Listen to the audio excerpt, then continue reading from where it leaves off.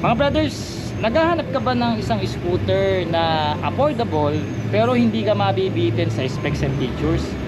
Mga brothers, pinakikilala ko sa inyo ang water-cooled scooter ng Rusi. Ito nga yung Sparkle 150. Mga brad, tignan natin ito sa ating walk-around review. Let's go! Sago! Get ready. Drop the beat. I'm gonna be better, better than you thought. I promise I won't jealous, you don't deserve it all. I'm gonna be better, better than you thought. I promise I won't jealous, you don't deserve it, don't deserve it.